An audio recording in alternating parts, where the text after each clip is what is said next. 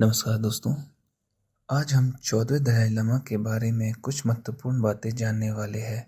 परंतु वीडियो को आगे बढ़ाने से पहले हमें मालूम होना चाहिए कि दलाई लामा किसी व्यक्ति का नाम नहीं, बल्कि तिब्बत की गेलगू शाखा के सर्वोच्च गुरु की पदवी है। माना जाता है कि दलाई लामा बुद्धिस्ट व लौकितेश्वर का पुनर्जन्म है। यही कारण है कि उन्हें भगवान व राजा दोनों माना जाता है। दलाई लामा का इतिहास 14वीं शताब्दी से शुरू होता है। प्रथम दलाई लामा सामडिंग दोरजे फांगमो का जन्म 1422 में हुआ था।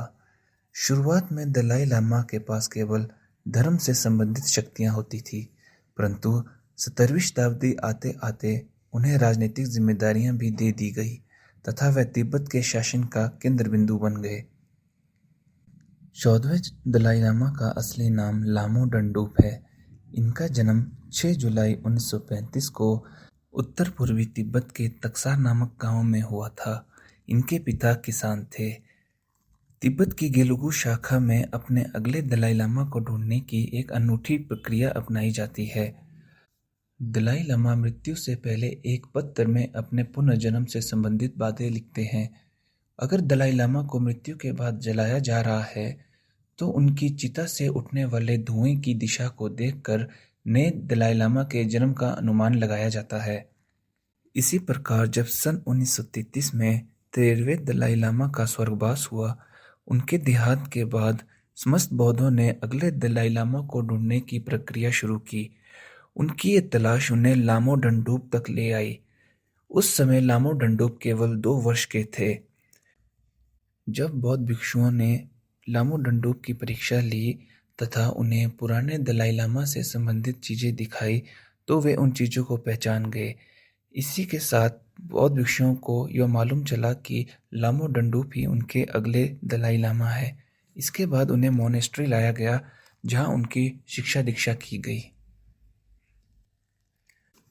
यूं तो चीन ने सन 1959 में तिब्बत को हड़प लिया, परंतु उसकी यह साजिश सन 1906-7 से शुरू हो चुकी थी। उस समय चीन पर क्विंग डायनेस्टी का राज था। वे तिब्बत को अपना हिस्सा मानते थे, इसीलिए तिब्बत में अपनी चौकियां बना दी। जैसे ही चीन में राजशाही का अंत हुआ, तिब्बती लोगों ने खुद को आज़ाद करने के लिए चीन की चौकियों को तोड़कर चीन को पीछे खदेड़ने की कोशिश की, परंतु चीन की ताकत के सामने वे टिक ना सके। माना जाता है कि इस संघर्ष में लगभग 85,000 तिब्बतियों ने अपनी जान दी। उस समय दलाई लामा केवल 15 वर्ष के थे, जिस कारण दलाई लामा को देश छोड़कर भारत की ओर बढ़ना पड़ा और भारत से राजनीतिक शरण लेनी पड़ी। दलाई लामा अपने अनुयायियों के साथ हिमालय के कठिन रास्तों को पार करते हुए 31 मार्च 1959 को अरुणाचल प्रदेश पहुंचे तथा भारत से राजनीतिक संरक्षण की मांग की। भारत ने भी एक अच्छे पड़ोसी होने का फर्ज निभाया और दलाई लामा को हिमाचल प्रदेश के धर्मशाला में राजनीतिक शरण दी। आज हिमाचल प्रदेश के धर्मशाला में तिब्बत की पार्लियामेंट इन एग्जाइल है।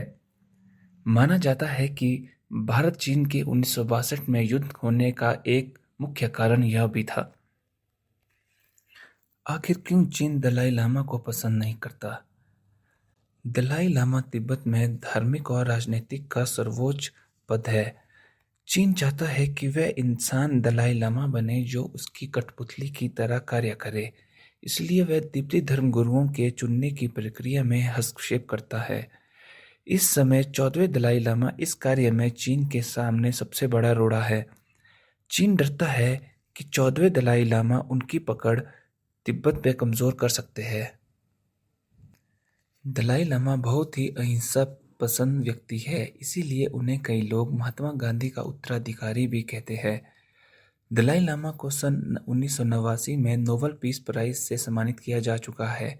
इसी के साथ साथ उन्हें अन्य 150 से भी ज़्यादा पुरस्कारों से सम्मानित किया जा चुका है। दलाई लामा ने 110 से भी ज़्यादा पुस्तकों में सहायक लेखक के रूप में अपना योगदान दिया है। 14वें दलाई लामा यानी लामो डंडोप एक सशक्त व्यक्तित्व के मालिक है।